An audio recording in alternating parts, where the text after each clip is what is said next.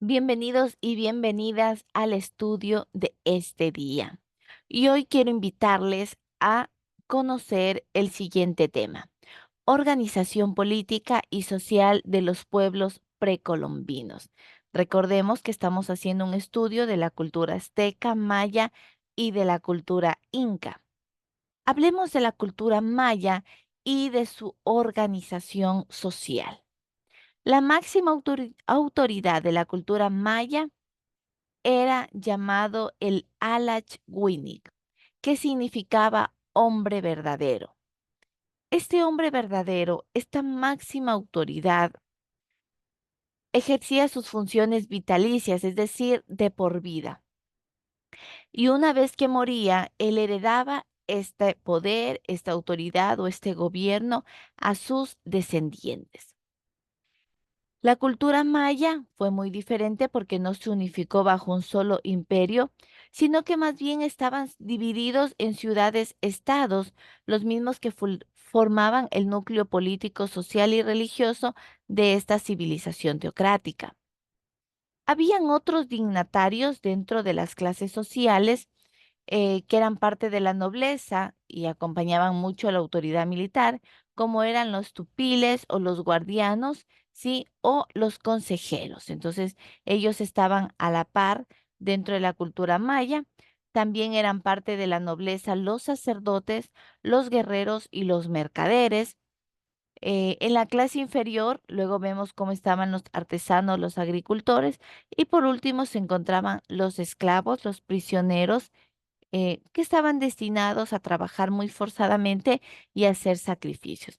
Entonces, usted puede ver aquí en pantalla la pirámide social maya, ¿verdad? Como tenemos al Alashwinik en la cúspide como máxima autoridad, luego tenemos a los sacerdotes, sigue la nobleza, siguen los mercaderes con los artesanos y por último tenemos a los esclavos. A continuación, conozcamos acerca de la cultura inca.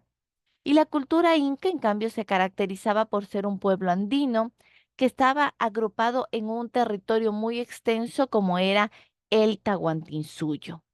La máxima autoridad era representada y ejercida por el inca, quien cumplía las funciones de un emperador, ¿sí? Era la máxima autoridad. El inca era considerado un descendiente del sol. Incluso consideraba que era representante del dios Sol y por lo tanto era un jefe de orden sacerdotal. Ya en lo que tiene que ver con la cultura o la estructura social, yo quiero compartir con ustedes aquí en pantalla.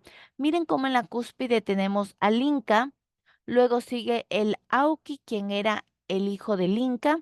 Luego nos encontramos con las primeras generaciones familiares o los panacas reales. Luego nos encontramos con la nobleza de sangre, la nobleza de privilegio. Luego, en sexto lugar, está el pueblo.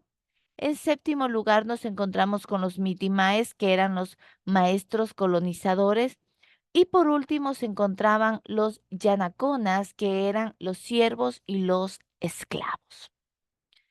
Y por último, la cultura azteca, la misma que el núcleo de la sociedad azteca era considerada la familia patriarcal y monógama. Sin embargo, pues sí le permitían la poligamia. Varias familias dentro de un mismo territorio componían un calpulli y luego varios calpullis conformaban un barrio. Entonces, dentro de la sociedad azteca vemos el orden social. En primer lugar, tenemos en la cúspide a su máxima autoridad, que es el güey Tlatoani. Luego nos encontramos con con la nobleza. En tercer lugar están los mercaderes, en cuarto lugar están los plebeyos y en quinto lugar nos encontramos con los esclavos. En resumen, podemos decir que cada cultura es diferente y al mismo tiempo tiene una similitud de que en su cúspide van a tener su máxima autoridad y en la parte inferior siempre van a estar la clase baja o los esclavos o los siervos. Espero que este tema haya aportado muchísimo para sus conocimientos. Que tengan un lindo día.